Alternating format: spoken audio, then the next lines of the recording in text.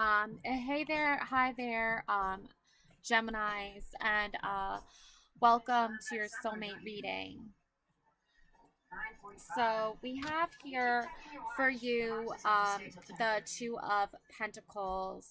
Now, I feel like for a lot of you, infatuation and a balance between lust and love is very crucial for you guys. I don't think like that any one person can honestly say that they're not like in lust with their partner. Like um lust can be dangerous because it can be like not it can be toxic at times if not used in the right way, but like you still want to like be attracted to your partner. Love can come from more of an emotional bond and lust can come from more of a physical bond, and having both of them equally balanced out to create that beautiful chemistry between the two of you is a really truly unique and beautiful energy.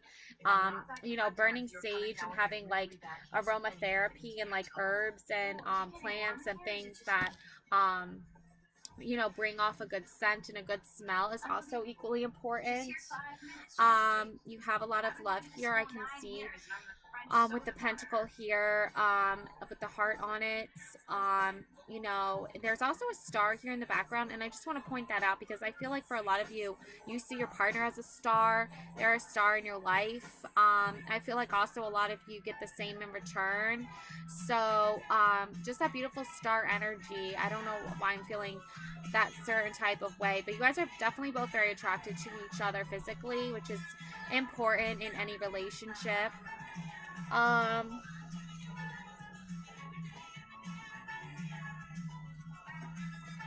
I also feel like for you, we have Yuwa, Aljana, Beyond. So, sometimes I think because you might have grown up in like a religious upbringing, like having a spiritual connection to someone and making sure they make you feel safe and comfortable to be vulnerable around you is something that like is um is something that connects you to them. I think you should look beyond just the physical at times and look into the more spiritual aspect of things because that is really soulful. Um, and don't put too much pressure on your soulmate to be like a savior type or a hero type because you'll be putting them up on a pedestal that, like, as human beings, like, we can't always just like achieve um that beautiful energy 24/7. We're all humans, we all go through things. So I feel like a lot of you do see your soulmate as someone who can protect you. And if you're very spiritual and and you may have did have a religious upbringing, you could even see your soulmate as someone who's like a guardian angel and a protector. Maybe not just to you, but like to people in general, and that draws you into them and makes you feel safe and warm in their embrace. So look beyond just the physical aspect of your relationship and look more into the soulful spiritual level as well, because how we see our partner on a more soulful level goes beyond anything physical, and that's what really connects you for a lifetime and keeps you together. Even when beauty fades on the outside anyway, to some people. So if your partner sees your soul as being beautiful, then you're reassured that like even when you're aging and you're getting old and stuff, like me, I'm getting so old so fast, so quickly. But even when you're getting old, you're able to connect still to your partner on a soulful level, and you guys just find each other's souls very beautiful and unique. Um, and we also have here this Dorosine. Oh, yeah, Dorosine.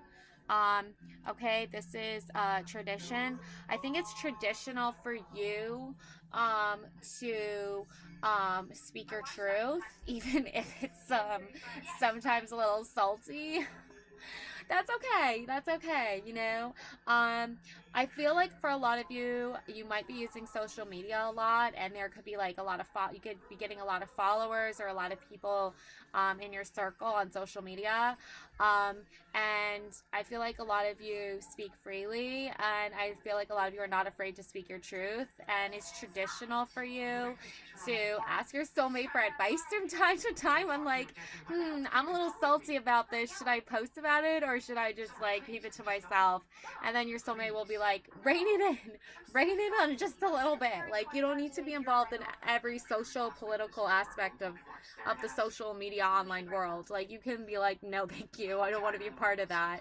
And I think for you, it's timeless and traditional for you to want to naturally be like a social butterfly, but like not to the point where you're like overly extending yourself. Like, there's a t-shirt that I saw recently and it calls anti-social butterfly. I feel like that's a lot of you. I feel like you're very introverted people, so you want to be heard and not seen. It's not so much as like feeling like insecure. It's just more about like, I don't need to let that energy into my atmosphere. So you want to speak your truth. You want to have your voice heard, but you also want to keep a distance from people that are not necessarily your best friend and they're just maybe obsessed with your life. So just be cautious of that. You don't need to be involved in every aspect of everyone's lives. You can just like be like, oh, I like that or I like that, but you don't need to be involved in everything. And you have your own mission to do your own creative art and share your own creative art, and stick with that, and just don't try to get involved in other people's life, especially if you are feeling a little salty about a situation. Maybe just step away from it and go do your creative stuff and stick with that. There's a time and a place, for everything, but that's just my words of advice. And if you're having a hard time with that, you can always ask your soulmate for advice in regards to that, okay? Anyways, moving on. So we have here unity and exchange. Yeah, be careful what you exchange, like informational wise, because again, you can't trust everybody, and again, we're all human. We all have human nature, and part of human nature, unfortunately, there's jealousies, there's pettiness, there's selfishness, there is, negativity. So there are people who do not wish you well. And so just be careful with what you exchange, what information you're exchanging. When it comes to unity, stick with what you know. If there's a group of people that you like to talk to and every interaction you have with them is always like very helpful and very positive, then that's a unity type communication, like community feeling. That's your real true people. The people who you go online and talk to and like make you feel happy and like inspire you and are motivational, those are the people that you have a shared equal idea of how you see the world, and those people make you feel safe for exchanging information. Then there's gonna be other people where you exchange information and they're like, whew, I don't know, I get some negative energies. So just be careful what you share, what kind of energy you're putting off. Again, social media is a tricky place. So just some words of advice, and then you have loneliness is just a normal part of life. Yeah, it's okay to be alone. It's okay to sit in your own thoughts and feelings. It's okay to talk to yourself. Like, it's normal.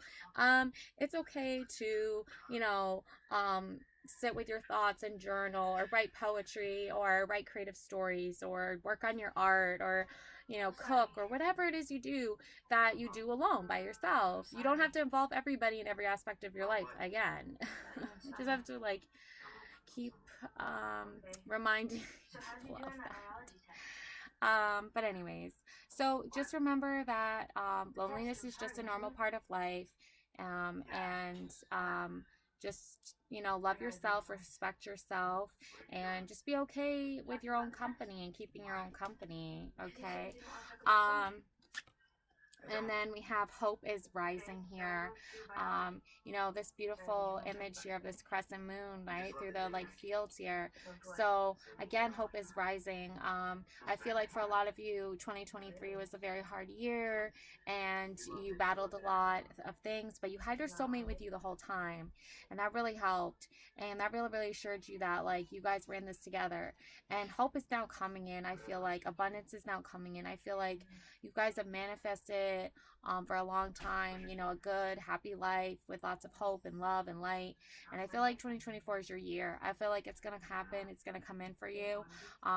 You just have to wait and be patient, and just really believe that it exists, like hope exists. And You know, keep doing the things that make you happy. Don't doubt yourself. Don't second guess yourself.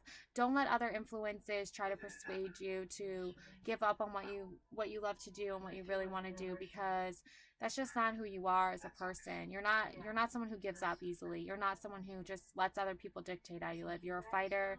You're smart, you're brave, you're strong, you're independent, and you have to just keep fighting for yourself, and you have to keep loving yourself.